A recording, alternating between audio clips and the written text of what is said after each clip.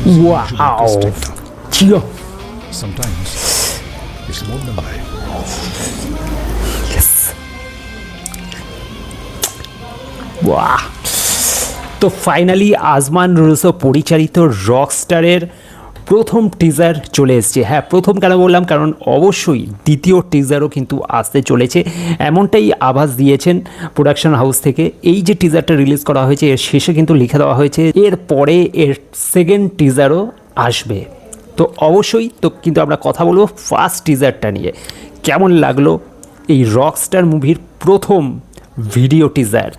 তো অবশ্যই এর আগে আমরা দেখেছিলাম যে এই সিনেমার একটি 3D মোশন বা একটা গ্রাফিক্স দিয়ে একটা বানানো হয়েছিল, যেটা অ্যানিমেটেড টিজার ছিল, সেইটা জাস্ট একটা গ্লিম্পস ছিল। কিন্তু আজকের ফাইনালি এই ছবির প্রথম টিজার লঞ্চ করা হয়েছে।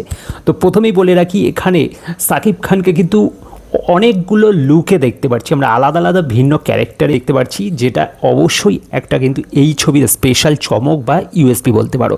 বিশেষ করে শেষে রকস্টারের ভূমিকায় তার যে অনবদ্য একটা ইউনিক লুক, যেটা সাধারণত আমরা বিদেশি কান্ট্রিগুলোতে দেখে থাকি, বিশেষ করে গলফ কান্ট্রিগুলোতে যেরকম ধরনের কিছু রকস্টাররা ওখানকার ইয়ং জেনারেশন যেরকম লুক দিয়ে সাধারণত থাকে, তো সেই ধরনের একটি লুকে কিন্তু সাকিব খানকে দেখা যাচ্ছে, যেটা অবশ্যই একটা স্পেশাল চমক থাকবে। হ্যাঁ, অবশ্যই এই ছবির জন্য সুপারস্টার কিন্তু অনেক খেটেছে এবং সেইভাবে নিজেকে প্রেজেন্ট করেছে, এটা ডেফিনেটলি মানতে হবে।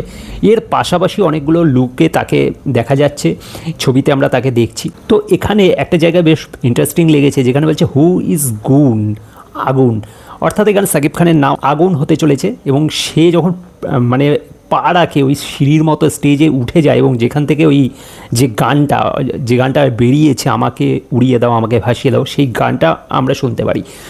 তো অবশ্যই সেই গানের ঝলকটাই কিন্তু এই টিজারে বেশি করে দেখানো হয়েছে এবং সাকিব খানকে বিভিন্ন রকম চরিত্র মানে বিভিন্ন রকম লুকে প্রেজেন্ট করা হয়েছে। পাশাপাশি ভিএফএক্সের যে কাজ সেটা আমরা দেখেছি এর আগেও, কিন্তু এখানে ভিএফএক্সের কাজগুলো কিন্তু বিশাল, ওই যে জমায়েত একটা লার্জ স্কেলে সেই যে প্রেজেন্টেশনটা, সেই যে ক্যামেরার মুভমেন্ট, ক্যামেরার কাজ, এটা কিন্তু অবশ্যই বাংলা ছবিতে এর আগে হয়েছে কিনা সন্দেহ। তো এই ছবিটা কিন্তু অবশ্যই এটা ইউনিকভাবে প্রেজেন্ট করতে চলেছে পরিচালক।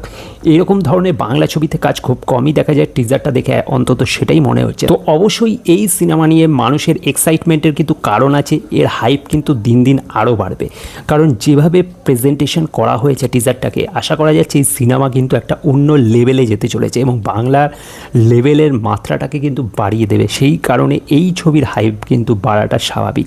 তো যাই হোক, তোমাদের কেমন কি লেগেছে টিজারটা অবশ্যই জানিও। আমার কিন্তু বেশ ভালো লেগেছে, আরও চমকের আশায় রইলাম এবং অবশ্যই এরপরে নেক্সট যে কাজগুলো আসবে তারও রিয়াকশান আমি নিয়ে আসবো এই চ্যানেলে। তাই চ্যানেলটাকে সাবস্ক্রাইব করে সাথে থাকতে ভুলবেন, আর ভিডিওটা ভালো লাগলে অবশ্যই বন্ধুবান্ধবদের সাথে শেয়ার করবে। Thank you.